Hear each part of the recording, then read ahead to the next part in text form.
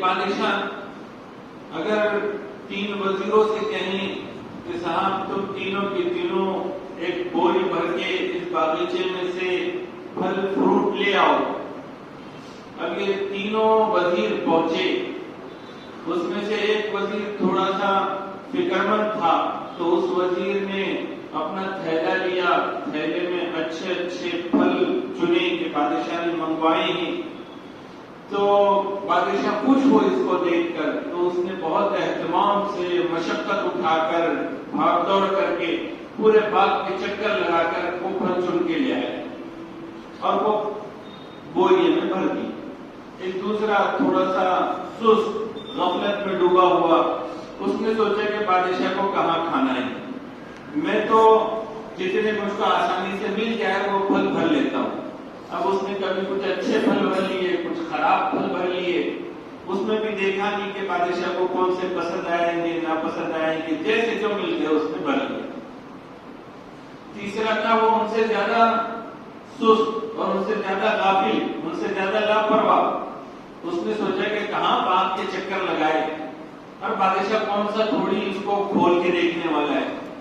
اس نے وہیں سے گھاس پھوس لی اور بوریے میں بھر دیا اور کچھ وزنی چیزیں پتھر وغیرہ بھی ڈالی.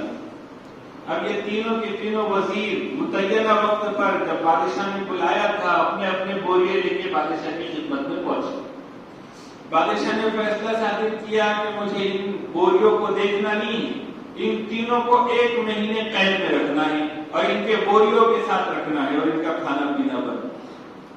اب ان تینوں وزیروں کو قید خانے میں رکھ دیا گیا, ان کے بوریوں ان کے ساتھ, تینوں کو الگ الگ بیرک میں رکھ دیا گیا.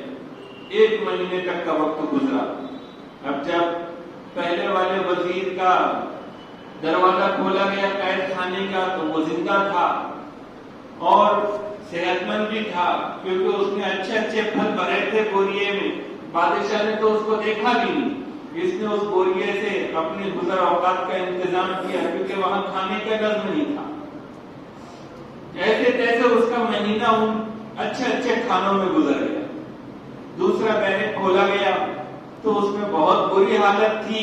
دوسرے وزیر کی بیمار پڑ گیا تھا. شروع میں اس نے اپنے اچھے پھل کھائے, اس کے بعد خراب پھلوں کی باری آئی, کھاتا کیا نہ کرتا, کھایا اور بیمار پڑ گیا.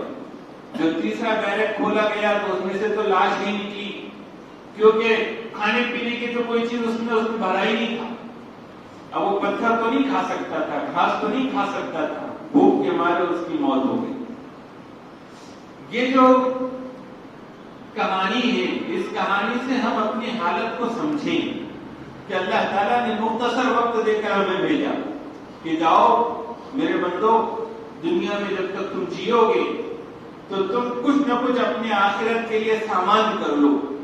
اب یہاں پر پہلے نمبر کے لوگ بھی ہوتے ہیں کہ جو فکر کرتے ہیں, غفلت کی ایک گھڑی نہیں گزارتے. جیسے جیسے جو موقع آیا اللہ کو راضی کرنے کا وہاں خوب سیر ہو گئے اور خوب اپنے نام اعمال کو انہوں نے نیکیوں سے بھر لیا, گناہ معاف کرا لیے. اب جب وہ جائیں گے دنیا سے, قبر میں تو تنہا رہنا ہے, لیکن وہاں جو چیز کام آنے والی ہے وہ نیک اعمال کو ان کے نام اعمال میں رکھے ہوئے, جو ان کے وصیت کا سامان ہوں گے, ان کے کام آئے گی وہ نیکی.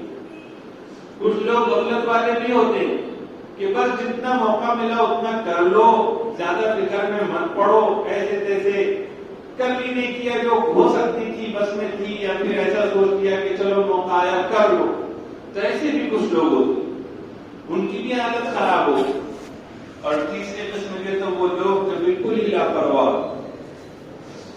بڑے بڑے اہم نیکیاں کمانے کے